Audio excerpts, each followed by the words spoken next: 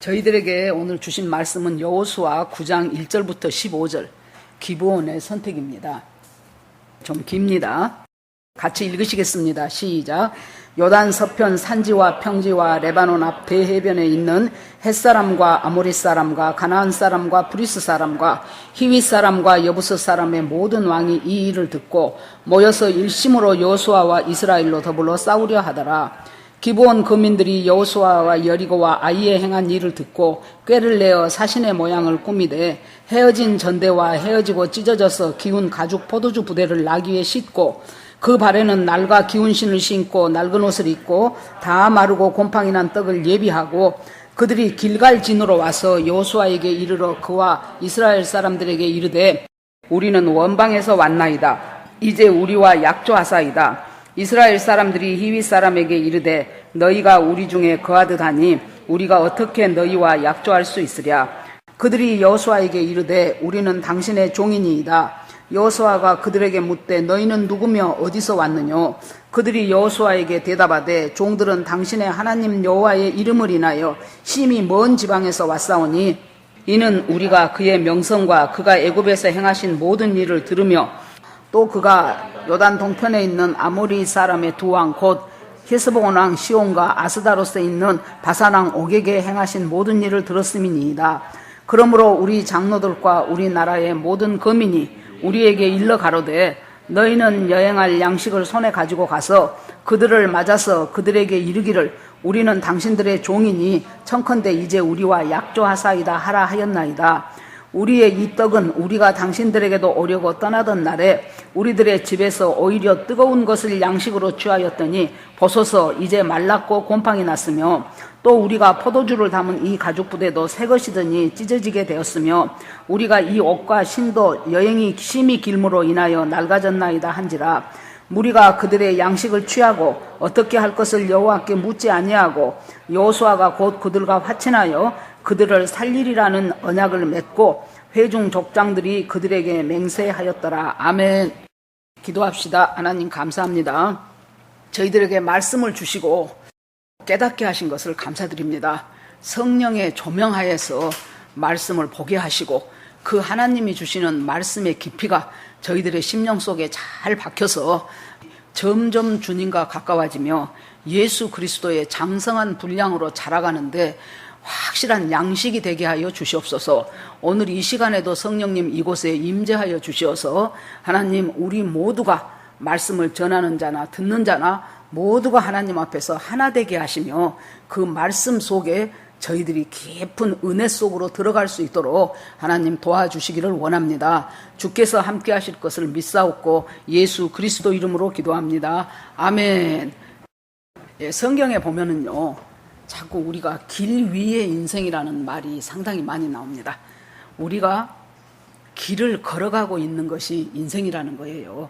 그래서 인생 길을 엄마 뱃속에서 나오면서부터 시작해서 이제 우리가 숨을 거두는 순간까지 길을 걸어가고 있습니다. 또 신앙 여정도 마찬가지입니다. 예수 믿고 구원받는 그 순간부터 시작해서 계속해서 신앙의 길을 저희들이 걸어갑니다. 어쩔 때는 나 혼자 가는 것 같고 어쩔 때는 옆에 누군가가 정말로 나에게 도움을 줄 수 있는 사람이 같이 갈 때도 있고 어쩔 때는 오히려 나에게 피해를 주는 사람이 같이 갈 때도 있고 이렇게 하면서 인생의 여정을 걸어가면서 정말로 그 모든 순간마다 지내놓고 보면 은혜였다고 요새 은혜 찬양이 상당히 많은 사람들 입에서 불리고 있는데 참 봄에 있는 그 따스한 꽃의 내음도 가을에 그 저녁놀도 모든 것이 당연한 것이 아니고 은혜였듯이 우리가 인생을 살아가면 살아갈수록 아 이것이 주님의 은혜였구나 하는 것을 깨닫게 되는 날이 많지요. 이스라엘 백성은 참 애굽에서 430년 동안을 노예로 사는데 처음에는 요셉이 그곳에서 총리를 하고 있을 때 갑자기 기근이 들어가지고 그 기근을 면하기 위해서 야곱의 가족들 70명이 애굽으로 내려왔죠. 처음에는 자기들을 먹여 살린 총리의 가족이라고 엄청 대접을 잘 받았습니다. 그런데 세월이 흐르면서 왕조가 바뀌어버려요. 왕조가 바뀌어버리기 시작하면서 이들은 귀찮은 객식구가 돼버렸죠. 그런데 이 객식구들이 인구가 막 불어나는 거예요. 그래 놓으니까 얘들 가만두면 안 되겠다 그래서 그 다음부터는 손님이 아니고 이제 노예가 돼버리고 종이 돼버리고 그렇게 430년 동안을 압박과 서름에서 시달리며 살았죠.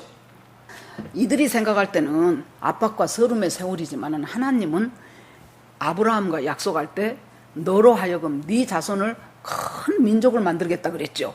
그런데 거기에 불과 70명밖에 안 되는 그 수가 가나안 땅에 있다가는 어떤 족속이 와서 덮쳐버리면 끝나버려요. 그래서 하나님께서 이들을 갖다가 잘 큰 민족으로 양육할 수 있도록 하는 것이 강대국한테 붙여놓는 것이었어요. 처음에는 기근이 들어서 참 양식 얻어먹으러 갔지만은 그곳에서 하나님이 70명이 이 세월이 흐르는 동안에 남녀 합하면은 200만이 넘는 수로 큰 민족을 하나님이 만들기 위해서 이 애굽이라는 그 당시에 최고의 강대국은 하나의 인큐베이터 역할을 톡톡히 했다고 볼 수 있습니다. 그러는데 이제 엄청난 고역과 노역과 핍박에 시달리게 되죠. 그래서 하나님께서 모세라는 하나님의 사람을 흔들어 가지고 결국에 이들이 나옵니다.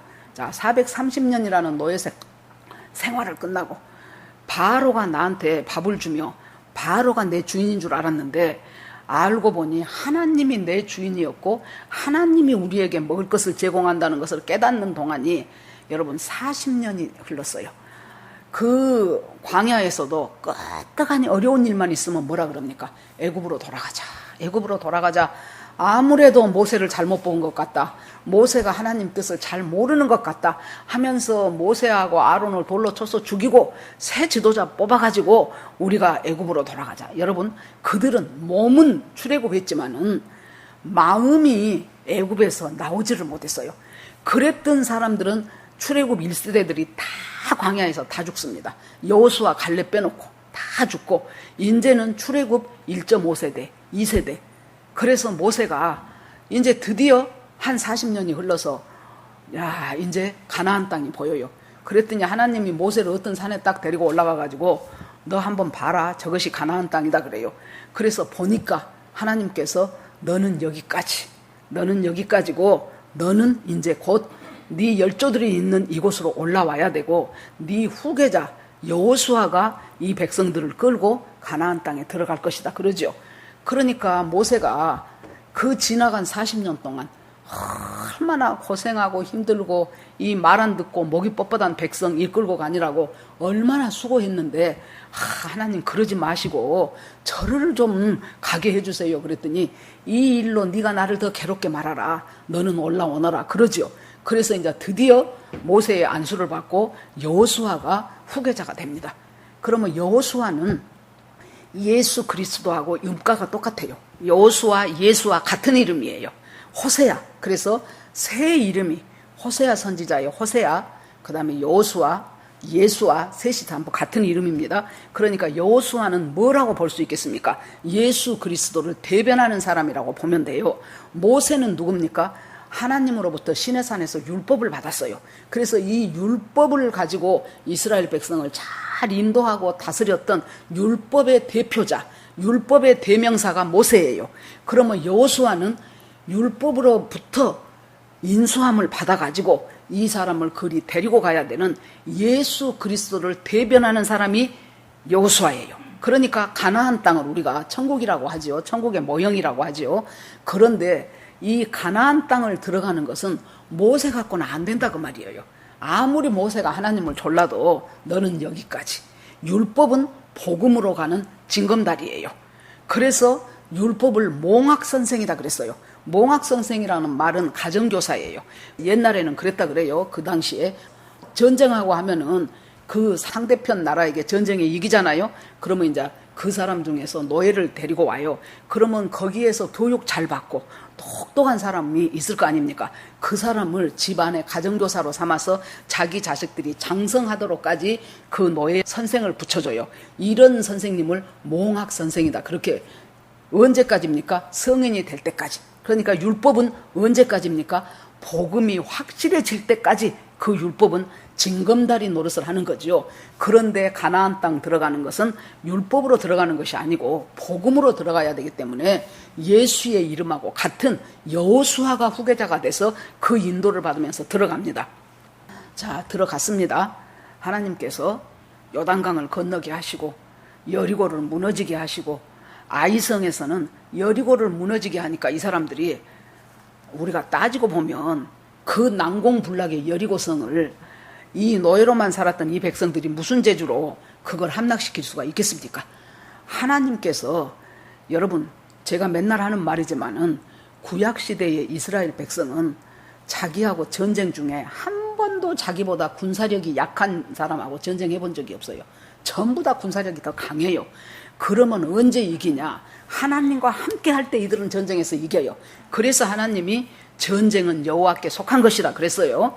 그런데 하나님의 뜻과 상관없이 자기들 힘으로 싸우려고 할 때는 100번이고 저희들은 질 수밖에 없었어요.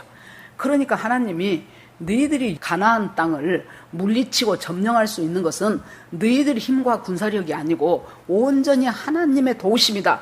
그것을 가르쳐주기 위해서 자, 여리고성을 하루에 한 번 돌아라. 돌면서 말하지 마라. 시끄럽게 하지 마라. 그냥 입 딱 다물고 한 번 돌아라. 왜 그렇습니까?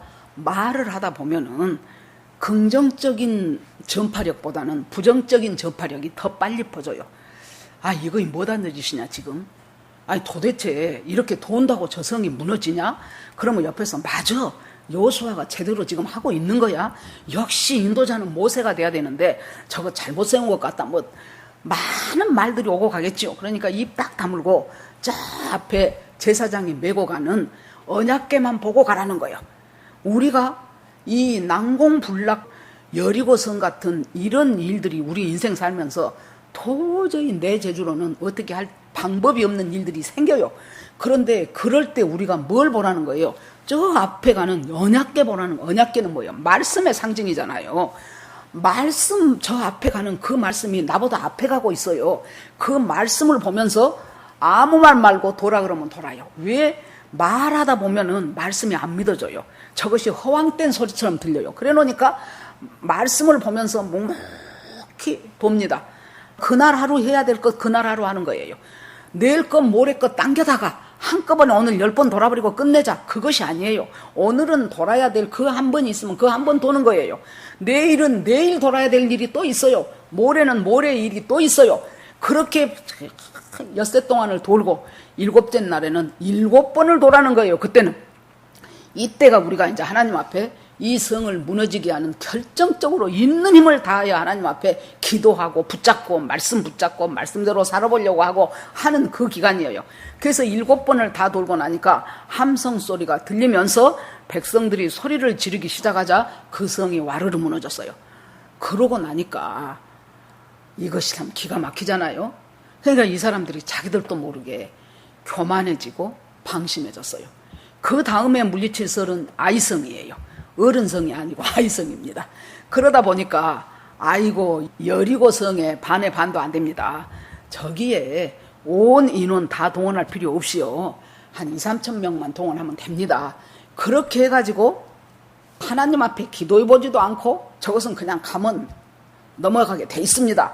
하고 쳐들어갔다가 아이성 주민들이 이들을 36명이나 죽였어요. 그리고 어디까지 도망가도록 그렇게 됐어요. 그러니까 이제 여리고 성에 무너진 것 보고 좋아했다가 아이성에 실패를 갖고 이제 족장들하고 여호수가 하나님 이것이 무슨 소린 일입니까? 어찌하여 이 민족이 36명이나 죽게 됐습니다. 하나님 원인이 뭡니까? 하면서 기도하기 시작하죠.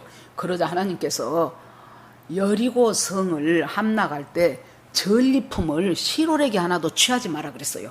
왜냐하면은 저 여호수아 같은 것을 보면서 하나님은 완전히 이스라엘 편만 드네. 내가 보기에 별 잘못한 것도 없구만은 왜 이렇게 여리고성 사람들을 죽이고 막 이래? 하나님은 완전히 이스라엘의 하나님이네. 그래가지고 틀어져 버린 사람, 그 유명한 소설가 김성일 씨가 중학교 때 거기서부터 교회를 안 다니기 시작했어요. 아, 하나님은 이스라엘의 하나님이구나. 나는 한국 사람이니까 이스라엘의 하나님을 믿을 필요가 없겠네. 그 어린 중학생 마음에 그 마음이 파고 들어온 거예요. 왜? 이 여리고성 함락되고 이런 거 보면서. 그러니까 이제 하나님이 너희들이 이뻐서 여리고성을 함락시킨 것이 아니고 그 성 사람들이 죄가 관영했어요. 너무나 하나님이 보시기에 그대로 둘 수 없는 죄악이 가득 찼기 때문에 그 사람들이 이제 진멸할 때가 됐는데 그때 이스라엘 백성들을 사용을 하시는 것이죠. 그러니까 사람뿐만이 아니고 그 사람들이 사용했던 모든 물건이나 성이 날 것 없이 모두가 다 우리식으로 말하면 귀신이 더덕더덕 붙어 있어. 모두가 다 우상 숭배의 모든 재료가 돼버렸던 거예요. 그래서 너희들은 거기서 전리품 가져오지 마라. 한 개도 가져오지 말고 그대로 나오라. 그랬는데 아간이 나오다 보니까 너무 좋거든요. 사람은 보암직한 것에서 눈을 돌리기가 쉽지 않습니다. 보암직하면은 더 보고 싶고 먹음직하면은 먹고 싶고 그래서 저것을 사고 싶고 내 것으로 만들고 싶고 그것이 우리 인간이잖아요. 그래 놓으니까 나오면서 보니까 어떤 집에 너무나도 기가 막힌 신할산 외투한벌, 지금으로 치면은 엄청나게 최고급은 밍크 코트, 그 다음에 또 보니까 아니 금덩어리가 몇 개씩 있거든요. 어느 집에는 나오면서 보니까 은가락지도 수없이 많거든요. 그것들 훔쳐갖고 나와서 지 장판 밑에다가 감춰놨어요. 그걸 하나님이 말씀하시는 거예요. 그 공동체, 지금 하나님 은혜로 지금 이렇게 여리고성을 정복하는 이 깨끗한 공동체 안에 지금 하나님에 대한 불순종, 죄악이 들어오기 시작하고 그 사람들의 우상 숭배했던 그 우상의 덕지덕지 붙은 그 찌꺼기가 들어오기 시작하니까 벌써 이들은 아이성, 여리고성의 반의 반도 안 되는 아이성에게 패배하게 됐다는 거예요. 그래서 그 문제를 해결을 하죠, 이제. 그래서 아간이 갖고 온 거 전부 거기다가 이제 불 사르고 태우고 처벌하고 그렇게 하고는 여호수아가 전부 다 모이자. 우리가 성공도 경험해봤고 실패도 경험해봤다. 그렇게 하니까 하나님께서 이제 다시 아이성에 들어가서 아이성을 정복하게 만듭니다. 그러고 나서 이제 전부 다 불러 모아가지고 그리심산과 에발산으로 이제 다 모여요. 그리심산, 에발산이 골짜기 하나를 두고 나란히 있는 산이에요. 그래서 그곳에 전부 모여서 6지파는 그리심산, 6지파는 에발산 그렇게 해놓고는 가운데에서 이제 말씀 사경회를 하는 거예요. 그동안 모세를 통해서 줬던 말씀을 하나씩 다시 되풀이 가는 거예요. 왜 여러분 우리가 한 번씩 이렇게 성경을 깊이 통독하고 그 열 몇 절밖에 안 되는 구절을 가지고 날마다 큐티하고 그러면서도 때로는 귀한 말씀 듣고 요즘은 지금 코로나 때문에 못하지만 한 번씩 부흥회도 하고 한 번씩 컨퍼런스도 가고 수련회도 하고 이런 이유들이 우리가 영적인 재충전을 받아야만 되는 사람들이에요. 영적인 재충전을 받아야만이 우리가 하나님의 말씀으로 우리를 풍요롭게 할 수 있어요. 그래서 여호수아가 전부 데리고 가서 드디어 이제 말씀을 잘 선포를 하면서 아마도 신명기 28장을 선포했을 가능성이 많다고 봅니다. 자, 너희들이 저 땅으로 이제 들어왔으니 이곳에서 하나님의 말씀을 잘 순종하고 하나님의 뜻대로 행하면 너희들이 하는 모든 일에 하나님이 복을 주실 것이다.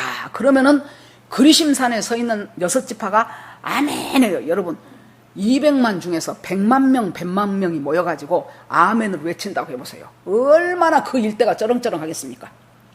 그러면 너희들이 하나님 뜻대로 살아간다면 너희들은 성읍에서도 복을 받고 들에서도 복을 받고 마을에서도 복을 받고 나가도 복을 받고 들어가도 복을 받고 너희들의 우양과 너희들 집에 일하는 사람들과 떡반죽 그릇까지도 하나님께서 너희들을 축복해 주시리라. 그러면 이쪽에서 아멘 그래요. 반대로 너희들이 하나님의 뜻에 어긋나서 저주할 일을 너희들이 하게 된다면 하나님으로부터 멀어지고 우상 숭배하고 하나님으로부터 진멸할 수밖에 없는 그런 일을 당하게 된다면 너희들은 저주를 받을 것이다. 그러면 에발산에 서 있는 사람들이 아멘 그래요.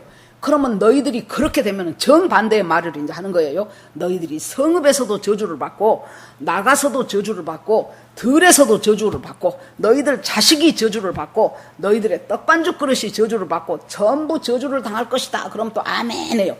그러니까 이 말씀을 선포하는 기간 동안 이쪽에서 아멘, 저쪽에서 아멘, 아멘, 아멘, 아멘, 아멘, 막 아멘이 막 코러스가 되어서 온 산과 그 일대를 막 흔들었겠죠. 그러니까 이제 사람들 마음속에 말씀이 촉촉해지고 말씀의 은혜 가운데 충만해지고 그렇게 되면서 이제는 이 사람들이 주 안에서 말씀으로 다시 새롭게 다잡기 시작할 때 여러분 말씀에 부흥이 일어나면은 사탄은 가만히 있습니까? 사탄도 부흥회를 합니다. 한편에서 어떤 일이 벌어졌습니까? 이제 가나안 땅에 살고 있었던 기존의 왕들이 산지의 왕, 평지의 왕, 또 뭐 바닷가의 왕, 그 왕들이 전부 모였어요. 긴급 비상 나와요 나와요 하면서 전부 모여가지고 당신들 다 들었죠? 이 모든 되어진 일들을 다 들었죠? 저기 여리고성 무너졌지요? 아이성 진 것 같았다가 다시 회개하고 또 무너졌지요? 이제 우리 차례요. 이대로 뒀다가는 영락없이 우리가 저것들한테 진멸당하게 생겼으니 여기서 우리가 방법을 냅시다. 절대 우리가 1대1로 붙어서는 우리가 질 수밖에 없어. 그러니 우리 모든 왕들이 똘똘 뭉쳐가지고 저 히브리 백성을 우리가 공격을 해 나갑시다. 그러면서 이제 자 누구 하나 그동안 이 이스라엘 백성이 그동안 애굽을 나와서부터 어떻게 했는가를 누가 한번 자세히 브리핑을 하시오. 그랬더니 이제 정보력에 뛰어난 한 왕이 일어나가지고 저들이 애굽에서 430년 살다가 10가지 기적을 체험하고 그리고 이스라엘의 10번째 애굽의 장자는 다 죽고 이스라엘의 장자만 살고 그렇게 해서 나와가지고 홍해를 맞은 땅으로 건넜답니다. 그리고 광야에 들어가서 그 광야에서 만나를 먹고 그 다음에 물은 반석에서 물을 마시고 그렇게 하면서 저들이 여기까지 왔는데 요단강을 건너는데도 그 요단강을 아니 세상에 저 꼭대기에 지금 넘실넘실 하는 그 요단강을 건너면서도 저들이 여리고성 무너뜨렸지요. 아이성 무너뜨렸지요. 지금 이렇게 해서 여기까지 오게 됐습니다. 하고 이제 쭉 이제 그 이력을 다 얘기를 하는 거예요. 그러니까 이제 거기 있는 사람들이 이 9장에 보면은요, 특히 뭔 말이 많이 나와요. 듣고, 들었더니 그 말이 많이 나와요. 듣고, 들었다는 것은 뭡니까? 지금 이 여호와께서 행하신 이 모든 일을 다 들었어요. 그러니까 진멸당한 백성들이 몰라서 안 들어서 진멸당한 것이 아니에요. 다 들었어요. 전부 들었어요. 여호와께서 행하신 그 엄청난 일을 다 들었어요. 들었음에도 불구하고 자기들이 그것을 믿음으로 합하지 않았기 때문에 망한 거예요. 못 들어서 망한 것이 아니에요. 자, 대표적인 사람이 여리고성 무너질 때 라합이 있었죠. 그 라합이 여리고성의 기생이었는데 누가 갑니까? 자, 정탐꾼 둘이가 가요. 그랬는데 숨기지요. 숨겨놓고 나서 나중에 얘기를 해요. 우리가 당신들의 하나님 여호와가 애굽에서 행한 일과 홍해를 마른 땅으로 건너가게 하신 일과 이 모든 것을 듣고 우리가 마음이 녹아버렸고 정신이 아찔해져 버렸다. 그 다음이 중요한 말이에요. 내가 그 말을 듣고 내가 깨달아진 것은 상천하지에 참신은 여호와 하나님 너희들의 하나님은 한 분밖에 없다는 것을 내가 깨달았다. 그래서 이 땅을 그 하나님께서 진멸하고 너희들에게 줄 것을 내가 믿었기 때문에 너희들을 지금 이렇게 살려놨다는 거예요. 숨겨줬다는 거예요. 나중에 너희들이 이 성을 점령할 때 나를 기억해주고 나와 내 일가 친척들을 너희들이 구출해주기 바란다. 그러니까 거기에 있던 정탐꾼들이 줄에 빨간 줄을 창문에 하나 들이내놔라. 그러면 우리가 이 성을 점령할 때 결단코 너희들을 모른 채 하지 않고 구원해 줄 것이다. 여러분, 빨간 줄이 뭐겠습니까? 예수 그리스도의 보혈을 상징하는 거예요. 우리가 모두가 진멸당할 때 우리가 무엇으로 하나님 앞에 갑니까? 예수 그리스도의 보혈이, 십자가의 보혈을 믿음으로 그 예수 그리스도의 보혈이 내 심령을 덮었을 때 우리는 하나님 앞에 가는 거예요. 내 공로로 가는 것이 아니에요. 내 행위로 가는 것이 아니에요. 오직 예수 그리스도의 죽으심과 십자가와 그 보혈을 의지하면서 내가 하나님의 자녀가 되는 그 자녀의 권세로 우리가 주님 나라를 가는 것입니다. 자, 그러니까 듣기는 다 들었어요. 그런데 그 들은 것을 믿음과 화합하냐 화합하지 않냐에 따라서 죽음이냐 삶이냐로 나눠지기 시작합니다. 자, 그렇게 해서 이제 그 전략 회의가 끝났어요. 그래서 내가 이제 그 주도했던 왕이 그랬을 거예요. 이런 경우에 결정적인 순간에 내가 뭐야 하면은 전부가 다 각 나라가 전 군사들 동원해서 아주 일심으로 모이기 바랍니다. 다 연락할 때까지 각자 나라로 가십시오. 그랬어요. 그때의 나라들은 이제 도시국가, 지금의 나라가 아니고 도시국가 형태로 보면 돼요. 한 큰 성이 한 나라예요. 그런데 거기에서 독자 노선을 걷기로 한 부족이 하나 있었어요. 그것이 기브온 족속이에요. 족속은 희위 족속인데 기브온 성에서 사는 사람이에요. 이 사람들이 모였습니다. 자기끼리 따로 모여가지고 의논을 합니다. 야, 이제 다 들었지. 그런데 어떻게 해서 우리가 여기서 살겠냐? 이것은 사람 대 사람의 전쟁이 아니다. 나라 대 나라의 전쟁이 아니다. 이것은 그들의 신 여호와께서 하니까 우리와 그 신이, 인간이 그 신을 어떻게 이기겠냐? 여기서 우리가 살 수 있는 방법은 전부 전멸이다. 살 수 있는 방법은 딱 하나인데 그들과 화친을 하는 것이다. 어떻게 그들과 화친을 하냐? 저 사람들이 화친하려고 가나안 땅에 온 것이 아니고 다 진멸시키려고, 전부 멸망시키려고 왔기 때문에 화친할 수 있는 방법이 없다. 자, 모든 정보력을 총동원하라. 모든 첩보력을 총동원해서 저들이 지금 하고 있는 이 모든 방법 중에서 어떤 틈이 하나 있는가를 전부 알아봐라. 그래서 기브온 모든 사람들이 온갖 정보력을 동원해가지고 또 조사하고 또 조사하니까 한 가지 방법을 알아낸 거예요. 그게 뭐예요? 신명기 20장에 보니까 하나님께서 너희들 인근에 있는 가나안 족속들은 전부 진멸해버려라. 그런데 예외 조항이 하나 있어요. 그게 뭐예요? 멀리 사는 사람. 너희들한테 직접적으로 영향을 미치지 않고 멀리 사는 사람은 무조건 가서 진멸하지 말고 먼저 그 성에다가 먼저 화친할 것을 요구를 해봐라. 그러면 저희들이 예 좋습니다 하고 문을 열어주면은 그들을 죽이지 말고 그 거민은 네 종을 삼고 그리고 그 사람들은 살려줘라. 이것이 딱 예외 조항이 하나 있는 거예요. 신명기 20장 10절부터 18절 그 사이에 적혀졌어요. 그러니까 그것을 온갖 정보력과 첩보력을 동원하고 그것을 하나 알아낸 거예요. 그래서 살 방법은 하나밖에 없습니다. 우리가 멀리서 왔다고 하면 됩니다. 그러니까 여러분 쭉 읽어보니까 맨날 멀리서 왔다고 그래요. 멀리서 왔다고. 얘네들이 왜 이렇게 멀리서 왔다고 해요? 멀리서 와야 종으로라도 살아요. 그러니까 그러면 우리가 멀리 온 것처럼 꾸밉시다. 그렇게 해가지고는 가가지고 이제 길갈 진영에 있는 여호수아와 족장들 앞에 갔습니다. 우리는 먼 데서 왔습니다. 우리는 원방에서 왔습니다. 그러니까 아니 너희들 생긴 것 보니까 이북은 사람들 같은데? 그러니까 아닙니다. 우리가 먼 데서 왔는데요.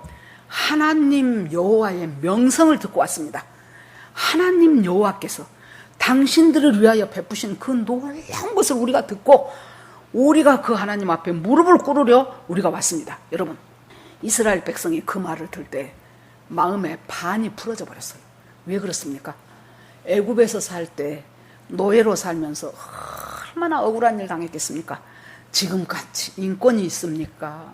아니면은 무슨 좋은 대접을 받습니까? 그냥 뼈 빠지게 일하다가 쓰러지면 그대로 죽으면 그것으로 말아버려요. 아버지도 노예, 할아버지도 노예, 증조도 할아버지도 노예, 고조도 노예, 현조도 노예, 전부 그 노예된 삶을 살면서 얼마나 그 노예 근성이 뿌리 있게 박힙니까? 지난 주일에 우리가 했던 말씀처럼 그것들이 이 사람들 속에 깊은 독초와 쓴뿌리로 작용하잖아요. 그래 놓으니까 광야에 와서도 건수만 있으면은 애굽으로 돌아가자. 애굽으로 돌아가자. 그것이 뭐예요? 쓴뿌리가 안 뽑히니까 그래. 우리는 메뚜기더라. 메뚜기더라. 쟤네들한테 비하면 우리는 메뚜기더라. 메뚜기더라. 쓴뿌리가 안 뽑히고 독초가 안 뽑히니까 맨날 우리는 메뚜기처럼 보이는 거예요. 강한 사람들 앞에 서면은 오금이 저리고 그대 앞에만 서면 나는 왜 작아지는가가 돼버리는 거예요. 그 사람들이에요. 그 사람들. 그런데 아무도 그것을 거쳐 나와서 노예를 거쳐서 홍해를 건너서 광야에 갔어도요. 어느 부족 하나, 어느 족속 하나가 자기들한테 우호적으로 대한 족속이 없어요. 우리가 아무것도 안 하고 그냥 길만 지내갈게요. 만약에 길 지내야 가다가 하나 논밭에 있는 거 하나 잘못한 것 있으면 그것 다 배상해 드릴게요. 물 마신 것 있으면 물값 다 낼게요. 그리고 우리가 저 가나안 땅을 하나님이 오라 그래서 가야 되는데 이대로 진해만 가겠습니다. 그래도 안 돼 하고 전쟁하자고 나왔죠. 전부 다 자기들에 대해서 대적하는 사람들만 지금까지 보면서 살아온 거예요. 그런데 어디서 먼 데서 왔다고 한 사람들이 와가지고 아니 세상에 하나님 여호와의 이름을 부르기 시작한 거예요. 당신들의 하나님, 당신들의 여호와, 정말로 그 하나님의 여호와께서 당신들에게 행하신 일을 듣고 우리는 마음이 녹았다는 거예요. 그래서 당신들한테 먼 데서 왔습니다 하고는 먼 데서 온 물증들을 막 내놔요. 자, 이 떡 보세요. 우리가 올 때는 뜨끈뜨끈 막에 갖고 온 떡인데요. 다 이제 말라버티고 곰팡이 다 슬었잖아요. 우리가 포도주 담아 갖고 온 가죽 부대, 그때는 새 것이었는데 이제 이거 다 날랑날랑하니 금방 터질라 그래요. 옷을 보세요. 신발을 보세요. 전부 다 낡았지 않습니까? 우리는 먼 데서 왔어요 하고 그걸 강조를 합니다. 그러면서 결정적인 것은 뭐예요? 우리가 당신들의 종이 되려고 왔습니다. 저는 이 말에 다 넘어갔다고 생각돼요. 여태까 자기들이 종이었잖아요. 여태까 아버지 뭐 그 위에 할아버지 다 종이었는데 아니 종으로 살던 사람한테 종이 들어와서 이제 종을 부리고 살게 된 거예요. 그래 놓으니까 아이고 이 사건에 대해서 이 기브온과 약조하고 화친하고 조약을 맺은 사건에 대해서 이유를 성경에서 밝히기를 첫째는 기브온이 속였다. 둘째는 여호수아가 하나님 앞에 안 물어봤다. 그 두 가지 이유를 들어요. 여러분 물어볼 필요가 있겠습니까? 이 정도 됐는데 하나님 이름을 막 말하면서 내 편이라는 거예요. 지금까지 적들만 봤는데 우리 편이 하나 생긴 거예요. 얼마나 좋습니까? 거기다가 물증이 한두 개가 아니에요. 먼 데서 왔던 물증이. 그것은 모세를 통해서 줬던 율법하고도 맞는 얘기예요. 율법이 먼 데 사람은 화친하고 그를 종사무라는 율법이 있거든요. 그러니까 어느 것도 거리낌이 없어. 뭐 물어보기는 뭐 물어봐. 그러고는 아이고 화친합시다. 거기다가 종이 되겠다고 하니 세상에 우리가 종을 부리다니 싶어지니까 예를 들어 생각을 해보십시오. 저 지하 반지하에서 월세만 살던 사람이 어느 날 유력한 어떤 친척이 나타나가지고 우리가 살던 집인데 너희들 살고 싶은 대로 살아고 30평 아파트를 공짜로 사라 그래요. 그러면 정신이 아득해지지 않겠습니까? 어떻게 우리 인생에 이런 일이 다 있을 수 있을까? 그런 것처럼 종으로만 노예로만 살던 사람들이 아니 와가지고 무릎을 꿇고 막 승리하면서 무릎을 꿇고 우리가 종으로 당신들의 종이 되겠다고 하니 그냥 사인해버려요. 아 좋습니다. 약조합시다. 뭐 더 할 거 있습니까? 그런데 성경은 뭐라고 말합니까? 여호수아가 하나님 앞에 묻지 않고 이 일을 행하였더라 그랬어요. 그러니까 묻지 않고 하나님 앞에 기도해보지 않고 행한 것이 큰 잘못이었다는 거예요. 우리가요 이 정도 되면은 이제 나중에 백성들은 왜 하나님 앞에 안 물어봤어요? 왜 하나님 앞에 안 물어서 이런 실수를 해요? 하지만은 여러분 이 정도로 증거가 있고 심리적으로 마음이 풀어지고 내 편이라고 생각되면은 안 넘어갈 사람이 없어요. 여호수아도 넘어가고 족장도 넘어가고 우리도 넘어가고 다 넘어가게 돼 있어요. 여러분 많은 사람들이 뭔가 지내놓고 나서 봤을 때 참 마음이 힘들어요. 이 사람들은 외로웠어요. 노예로 살 때도 노예기 때문에 자존감도 떨어지고 외로웠어요. 광야에 나와갖고 살 때도 아말렉 족속은 맨날 자기들을 힘들게 하고 괴롭게 하고 치고 죽이고 그랬던 것이 아말렉 족속한테 얼마나 시달렸어요. 우호적인 족속이 자기한테 하나도 없어요. 왕따 당한 거예요. 외로운 거예요. 여러분 외로울 때요 조심해야 될 것이 외로우면은 사람이 이성적으로 합리적인 판단을 못해요. 그냥 감정에 확 휩쓸려 버려요. 그래서 어디 젊은 사람들 저 지방에 멀리 뛰어놓으면은 갈 때는 혼자 갔는데 올 때는 셋이 와버려. 그런 경우 많잖아요. 왜 그렇습니까? 그때 외로울 때 멀리 떨어져 갖고 혼자 살고 있는데 외로워요. 외로울 때 누군가가 내 마음을 따뜻하게 해주면서 내 손을 잡아줘요. 그러면 마음이 확 쏠려요. 그 손이 정말로 나에게 필요한 하얀 손인지 내가 잡아서는 안 되는 검은 손인지 그것을 그냥 잊어버리고 그게 확 쓸려버립니다. 그러니까 그 어떤 목사님 얘기 들으니까 미국에 이민을 갈 때요 1.5세대들 한 10살 11살 된 애들 부모 따라서 부모가 가니까 정신없이 비행기 타고 가요. 가서 보니 느닷없이 학교에 집어넣습니다. 첫째 말이 통합니까? 생긴 것이 동양인이잖아요.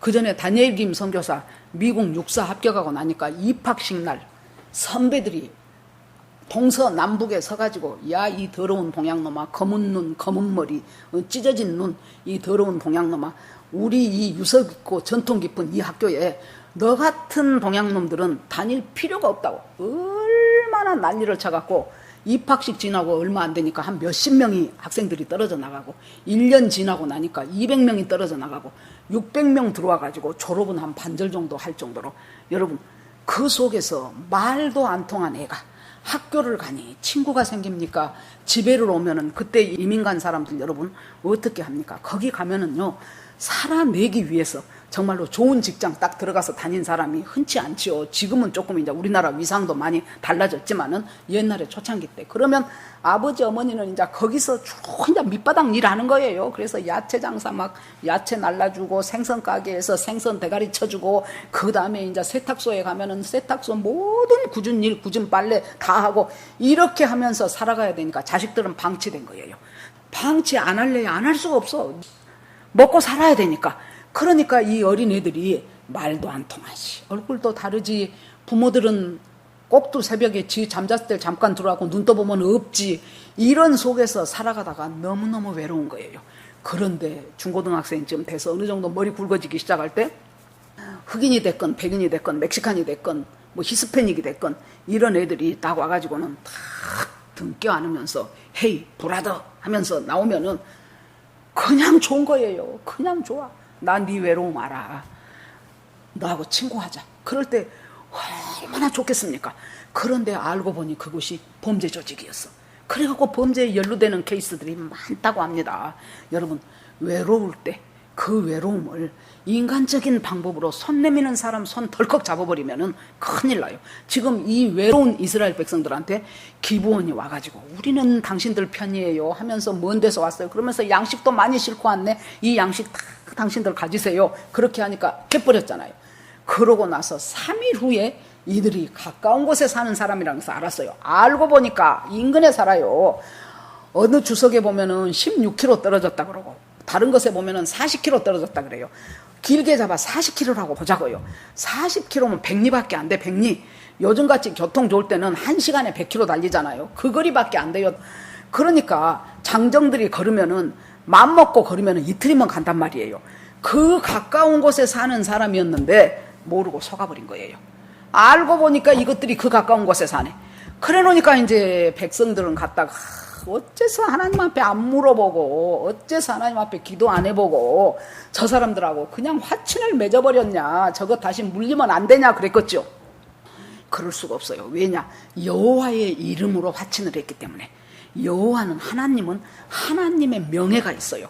하나님의 이름을 걸고 한 일은 하나님이 책임을 져요. 비록 여호수아와 족장들이 사인을 했지만은 여호와의 이름으로 화친을 했기 때문에 여호와께서 이 화친을 유효하다고 하신다 그 말이에요. 그래 놓으니까 이제 여호수아가 있다가 이것은 다시 물릴 수는 없다. 어찌하여 당신들은 이렇게 우리를 속이고 거짓말을 했냐? 그랬더니 기브온 족속들이 있다가 우리가 하나님이 당신들에게 한 그 모든 행한 것을 다 들었다. 들었단 말 많이 나온다 그랬죠. 다 들었다. 듣고 나서 생각해 보니 이 땅을 당신들에게 주기로 당신들의 하나님이 약조하신 땅이다. 그러면 우리는 여기서 어떤 방법을 써도 우리는 죽을 수밖에 없는 존재다. 그런데 우리가 살기 위해서 너희들의 하나님이 두려워서 우리가 살기 위해서 너희들한테 거짓말을 했다. 그런데 이제는 너희들 손에 우리의 목숨이 달렸으니 당신들 알아서 하십시오. 이렇게 나오는 거예요. 그러니까 이 기브온 족속이 무엇에 호소합니까? 여호수아의 자비와 긍휼에 호소하는 거예요. 우리가 어떻게 할 수가 없어서 우리는 우리 생명 살기 위해서 여기까지 왔으니까 당신들의 자비와 긍휼에 호소합니다. 그랬더니 모든 회중에서 일하면서 종으로 사는데 나무 패는 자, 물 깃는 자, 그 종이 되어서 사는데 니들 당대가 아니고 영원히 계속해서 니들은 우리의 종살이를 해라. 그렇게 얘기를 하고 여호수아는 또 거기다 뭐라 그럽니까? 성소에서 물 깃는 자, 나무 패는 자가 되라 그래요. 성소에서. 그러면 여러분 이 종이라는 말이요 히브리어로 에베드 그래요. 에베드. 에베드라는 말이 종이라는 말도 있지만 또 어떤 말이 있는 줄 압니까? 예배자라는 말도 있어요. 그러니까 하나님의 종은 하나님을 예배하는 사람이어야 돼요. 이 사람들이 성소에서 물 깃고 나무 패는 종이 되니까 이 사람들이 자기도 모르는 사이에 하나님을 향한 예배자가 되는 거예요. 그 성소라는 것은 제사장이 계속해서 절기마다 제사 드리는 곳이지요. 그 다음에 레위 사람들이 그 제사장을 수종드는 곳이지요. 그래서 예배의 장소에 예배의 장소. 그 예배하는 것을 보면서 자기도 모르게 처음에 이 사람들은 자기들 목숨 살라고 편입생이 됐어요. 이스라엘에 편입을 한 사람들이에요. 그런데 그 편입으로 끝난 것이 아니라 진짜 이제 그곳에서 이스라엘 백성같이 하나님을 예배하는 예배자들이 된 거예요. 그렇게 해서 우리가 왔다. 그러니까 이럴 수도 저럴 수도 없는 그 상황 속에서 이제 기브온 족속을 품고 가야 돼요. 여러분, 이런 경우를 생각을 해보세요. 어떤 사람이 참 예수 잘 믿는 척하고 어떤 청년이 막 믿음의 소리를 막 해. 그냥 이야기만 들어보면 엄청 믿음 좋은 사람 같아요. 그렇게 해가지고 결혼을 했는데 한 몇 달 살아보니까 이게 순전히 가짜네. 예수 잘 믿는다더니 아니요, 어림도 없어. 심심하기만 하면 이 핑계 저 핑계 대고 주일날 교회도 안 나가려고 그래요. 그러면은 내가 속았다. 그러고는 너하고 없었던 것으로 치자. 그럴 수가 없다고 말이에요. 비록 여호수아가 기도 안 해보고 했을지라도 그 사람을 품고 가는 거예요. 기브온 백성을 품고 가는 거예요. 지금 이스라엘 백성이. 그러니까 나중에 이제 이 소식을 들은 예루살렘 왕 아도니세덱이 더 열받는 거예요. 지금까지 자기들하고 한편으로 똘똘 뭉쳐서 이스라엘을 치자 해놨는데 아니 딱 갔다가 한다는 소리가 이스라엘한테 종으로 들어가서 이스라엘하고 화친을 해버렸다 그러네. 그러니까 이스라엘보다 저것이 더 미워. 우리 저것부터 치자. 그렇게 해가지고 예루살렘 왕 아도니세덱이 다 모아가지고는 치러 가자 그러죠. 그래 놓으니까 기브온에서 길갈 진영으로 사람을 보냈어요. 지금 저 연합군들이 5왕이 연합을 했어요. 저 연합군들이 우리를 치러 내려오니 빨리 와서 우리를 도우셔서 그래요. 그러면은 정말로 이 기브온이 속았기 때문에 했던 잘못된 약조라면 냅둬버려야 돼. 네가 우리를 속였으니까 그것들하고 너하고는 전쟁하든가 말든가 우리는 몰라 이래야 돼요. 그런데 얼마나 진력 절주를 해서 밤이 새도록 이스라엘 백성이 달려가갖고 싸우기 시작합니다. 이 기브온을 대신해서 싸우는 거예요. 열심히 싸워줘요. 싸워주는데 그때 하나님이 뭔 일을 하셔요? 이 기브온 족속을 대신해서 이들의 편이 돼가지고 그 상대방에게 하나님이 엄청난 주먹 같은 우박, 머리만한 우박들을 막 쏟아붓기 시작해서 성경에 보세요. 여호수아의 칼날에 죽은 사람보다 그 적들 중에 하나님의 내린 우박에 맞아서 죽은 사람들이 더 많았더라 그래요. 그러면 여기서 보세요. 이 사기치고 거짓말한 기브온 족속을 위해서 하나님이 이렇게 창세 이래로 지금까지 전무후무한 특별 섭리로 특별 방법으로 이 사람들을 살렸겠냐고요. 그러면 단순히 기브온이 거짓말했다는 것이 이 말씀을 9장, 10장 계속 이어가게 하는 이 말씀의 키포인트가 아니라는 것을 우리가 눈치를 채면서 성경을 보셔야 돼요. 그렇게 해가지고는 여호수아가 보니까 날이 어두워져요. 날이 어두워지면 피아가 구분이 잘 안 돼. 캄캄하니까. 적군과 아군이 구분이 잘 안 돼요. 그러니까 여호수아가 이 전쟁을 오늘 안으로 끝내야 되겠다 하니까 대항아 기브온 위에 머물러라. 기브온을 훤하게 비춰주라. 그래야 기브온이 이제 안다. 기브온 위에 머물러라. 달아. 너는 아얄론 골짜기에 그리할지어다. 태양은 그대로 지지 말고 머무르고 달은 떠오르지 말아라. 그러면서 성경에 뭐라고 합니까? 하나님께서 이렇게 사람의 음성을 듣고 하나님은 하나님이 천지 만물을 주장하실 때 해는 어떻게 있고 지구는 어떻게 돌고 달은 언제 떠오르고 전부 하나님의 법칙대로 지금 다 가는 거예요. 보름달이었다가 갑자기 금음달 되는 거 본 적 있습니까? 없어요. 초생달이다가 내일 보름달로 되는 일도 없어요. 하나님이 세팅해놓은 모든 세팅대로 이 천지 만물은 돌아가고 있어요.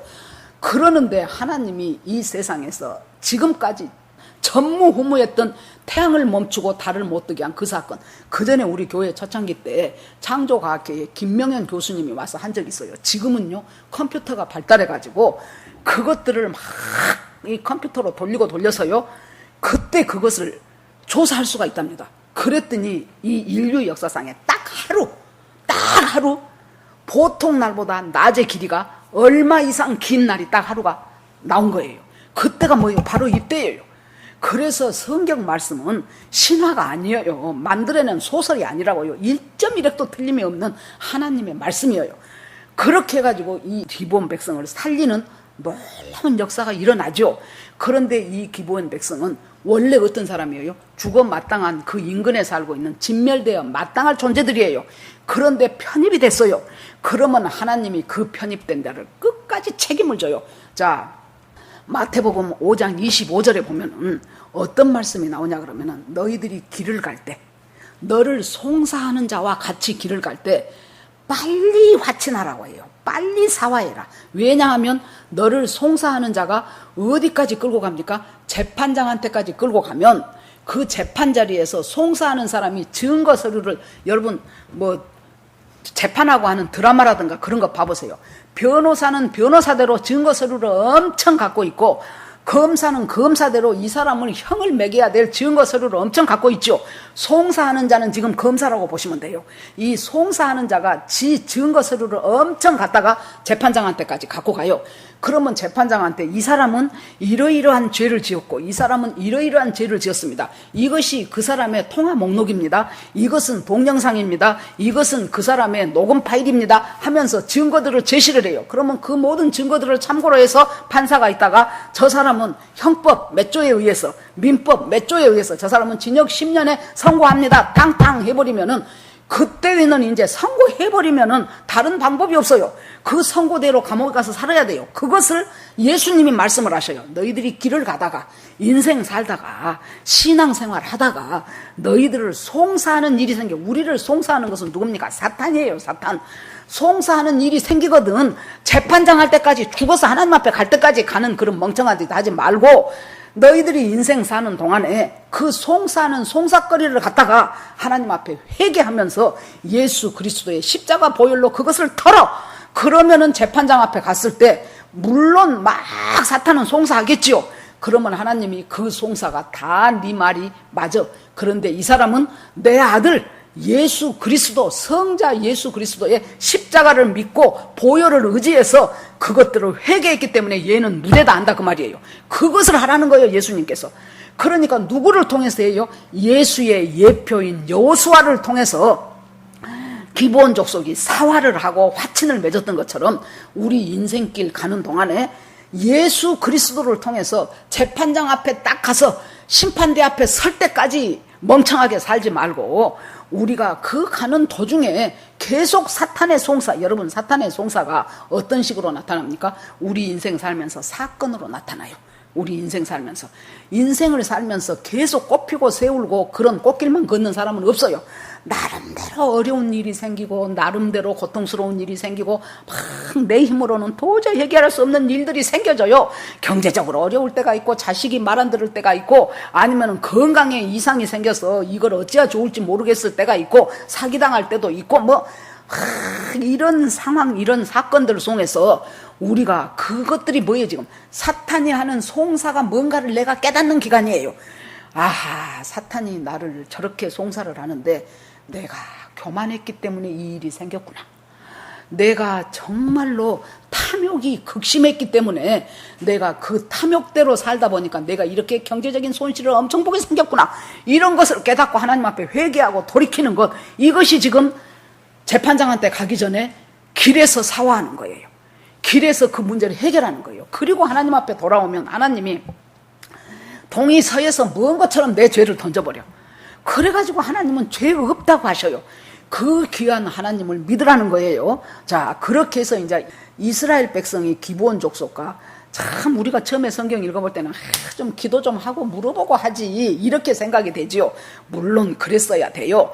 그런데 여기에서 중요한 주안점을 두는 것은 키포인트는 여호수아가 기도 안 했다고 잘못했다고 한 것보다도 저 기브온 족속이 속였으니까 너희들 사람한테 속지 마라 그 말이 아니고, 비록 우리가 어떻게 돼서든지 간에 진멸받아야 할 대상인데 우리가 하나님 앞에 나오게 돼서 하나님의 자녀로 편입이 됐다면 하나님은 우리를 정말로 우리의 모든 것을 책임지고 인도해 가신다는 것을 잊지 마라. 이것이 바로 기브온 족속과의 화친하는 그것이 하나님께서 우리에게 주시는 교훈이 아니겠냐 그 말이에요.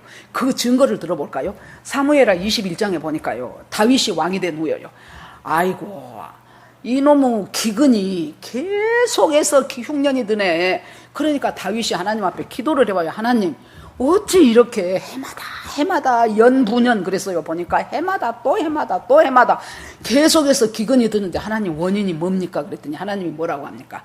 사울 왕이 참 이 사울 왕이 자기까지는 열심히 득심이어 갖고 이스라엘 백성들을 생각한다고 기브온 족속들을 몇 명을 죽여버리고 엄청나게 핍박을 하기 시작했어요.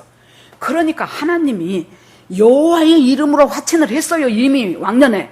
그랬는데 사울이 그것을 지금 이 화친을 깨버리는 거예요. 그러니까 하나님이 기브온 편을 드는 거예요. 사울 편을 드는 것이 아니고 기브온 편을 들어갖고 기브온을 끼고 돌면서 계속 지금 기근을 줘요. 그러니까 다윗이 하나님 뭔 일입니까? 그 사건 때문에 그런다는 거예요. 그래서 불러가지고 기브온 사람 불러가지고 사울 왕이 전 왕이 그렇게 잘못했는데 우리가 너희들한테 어떻게 보상을 해줄 거나 그래요. 그랬더니 우리의 보상은 은과 금에 있는 것이 아닙니다. 우리를 이렇게 핍박하고 우리를 살해했던 사울 왕의 자손 7명을 주소서. 그 7명을 우리가 목을 매달겠습니다. 그래서 그 7명을 내줬어요. 그랬더니 그 7명의 목을 달고 기브온의 원한이 풀어지고 나니까 그 기근이 끝났어요. 이렇게 하나님이 편입생을 갖다가 본교생보다 더 하나님이 끼고 도는 거예요. 이것이 바로 우리잖아요. 우리가 지금 이방인 편입생이잖아요. 믿음의 편입생, 신앙의 편입생. 그런데 하나님이 우리를 전혀 편입생과 본교생을 구분하지 않고 하나님께서 지극한 은혜로 하나님을 사랑하셔요. 한번 또 예를 들어볼까요? 나중에 솔로몬이 하나님 앞에 솔로몬 왕이 1천 번제를 드리지요. 1천 번제를 드리던 그 번제 드렸던 땅이 어디입니까? 기브온 족속이 살던 땅이에요. 그 다음에 이 사람들이 전부 포로로 잡혀갑니다. 포로로 잡혀가서 이제 바벨론에서 포로로 70년을 살고 돌아와요. 고레스 왕이 바사 왕이 바벨론을 점령하고 나서 이스라엘 백성들 전부 다 니네 나라로 가. 거기 가서 성전도 짓고 집도 짓고 그렇게 살아.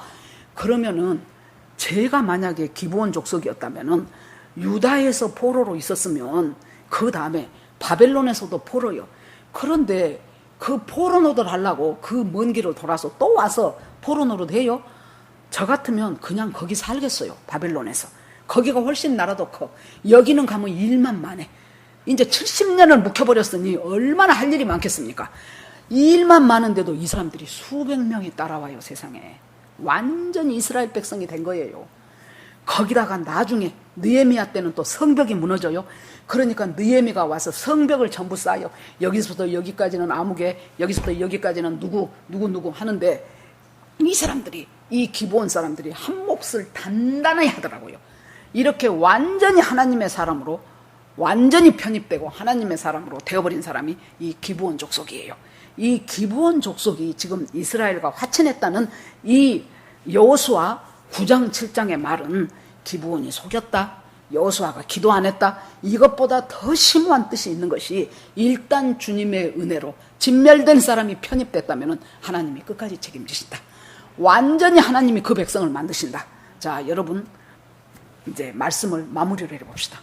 생각을 해보면은요, 우리 인생이 정말로 안 속아야 될 사람한테 속아가지고 내 인생에 큰 낭패를 본 사람도 있을 것입니다.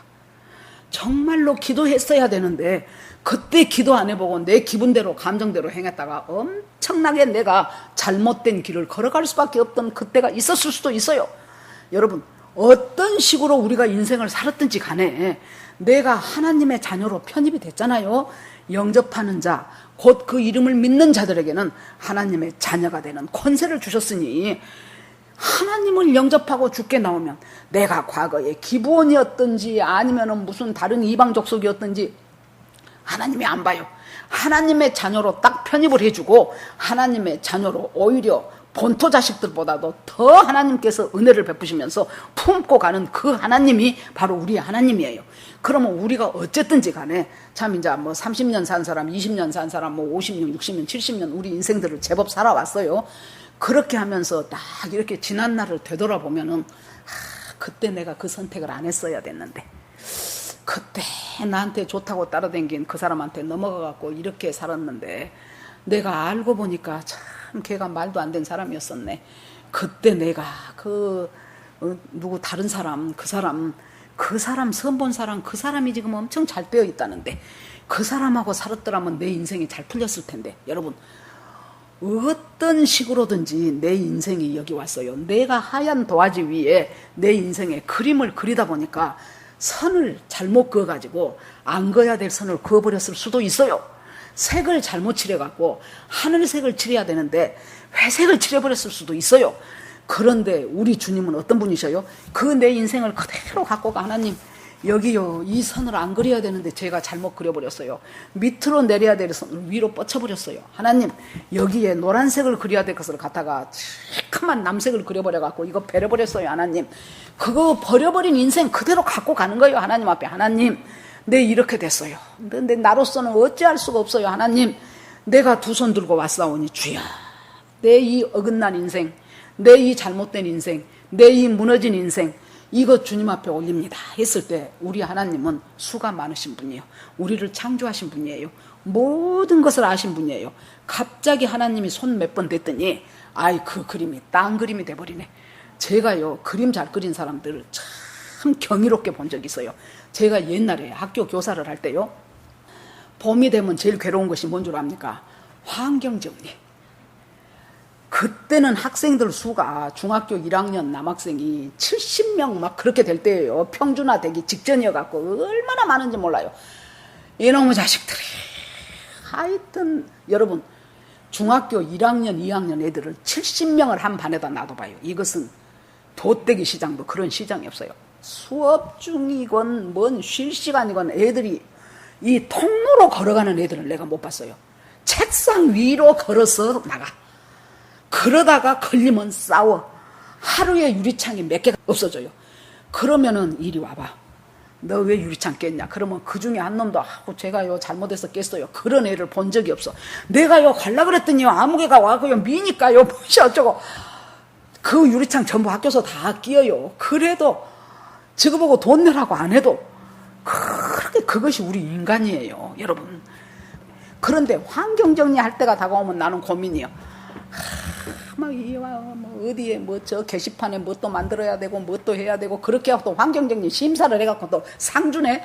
상까지 받을 생각은 안 하니까 꼴등만 안 했으면 좋겠어. 꼴등하면 창피하거든요. 그래가지고 이제 혼자 고민 나까지는 또 이렇게. 그때는 또 환경정리를 보통 이렇게 간단하게 안 했어요. 전부 스티로폴로 글자를 다 만들어갖고 거기다 또 전부 색칠을 칠해갖고 딱 붙어. 예를 들어서 학습판, 그러면 학습판 3글자를 다 만들어요. 글자 칠해요. 그렇게 간단하지 않아요. 또 작은 글씨는 작은 글씨로 또 만들고 큰 글씨는 큰 글씨로 만들고.